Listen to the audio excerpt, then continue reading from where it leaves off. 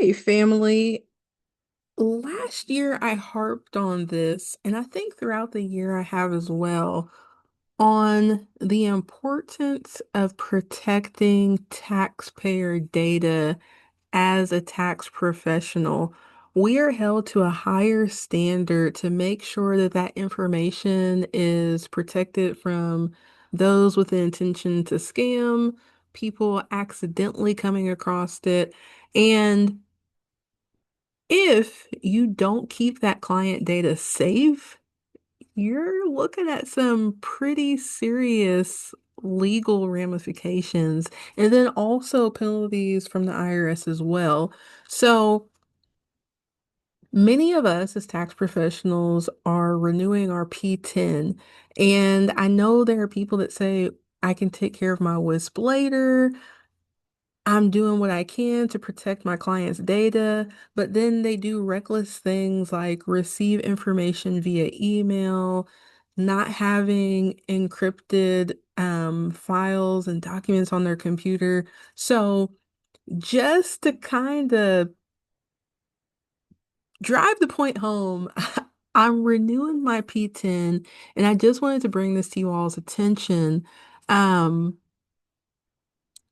to make you slow down and actually look at what you are agreeing to and acknowledging that you have read in order to keep that information secure.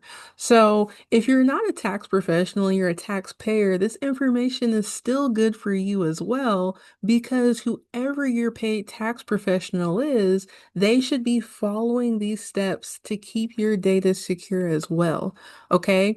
And if you've stumbled across this channel, you have no idea who I am. Let me introduce myself. My name is Timolyn Bowens, and I am America's favorite EA. All right. I'm the owner of Bowens Tax Solutions, which is a virtual firm based in Louisville, Kentucky, that focuses on tax representation work to represent clients in audits, levies, in those who owe the IRS but can't afford to pay in full. Not only am I going to advocate for you against the IRS, but also advocate for you to make sure that tax professionals are keeping your data secure. So back to where we were, tax professionals. These are your data security responsibilities that the IRS has set forth. So if you're not familiar with any of these publications, by all means, please, I urge you, do not check this box and move forward. First, what we're looking at is the FTC standard for safeguarding customer information. All right. Now, on my enrolled agent career, I've talked with Brad Messner. He has a company, Financial Guardians. They can help you with your WISP if that's something you don't want to do. I've had Mike Nava on the channel as well on YouTube. He and his company can help you with that. You have to have your written information security plan, which is your WISP, for your tax accounting enrolled agent firm. Okay.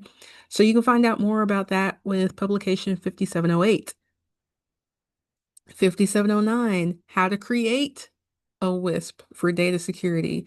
And something I hadn't thought of as I was updating mine, and Brad Messner pointed out, he was like, if you are using AI in your firm, make sure that you also include that within your WISP because you need to include who has access to that AI, what the AI has access to within your files, and how that information is being used and what you're doing to protect the client data. All right. So, in a world where everybody's using AI to be more efficient, you have to make sure that the companies that you're working with are using closed AI programming and that they're SOC 2 compliant, that they're also doing what they're supposed to do to help keep that information safe and secure. Right? We have publication 4557, Safeguarding Taxpayer Data, publication 5417, Basic Security Plan Considerations for Tax Professionals, and then make sure that you're familiar with what the IRS has put out about identity theft and then protecting your clients and protecting yourself. Because again, if we don't protect the client's data, not only is that going to potentially be terrible for them. It is going to come back on you as the tax professional for not protecting it. But then I'm also affected by that too, because then that's going to put a bad taste in the mouth of taxpayers about tax professionals. So remember, this isn't just about you and your business. We want to make sure we're protecting the data of the clients and representing our profession well. All right. So in this video, I have nothing to sell you.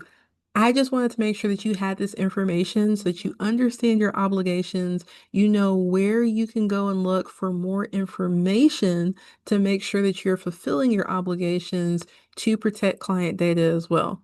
All right. Now, if you found this helpful though, I will ask that you go ahead and like the video, share it with a fellow tax professional, and if you're on YouTube, make sure you subscribe and comment down below what type of content you'd like for me to cover in the future.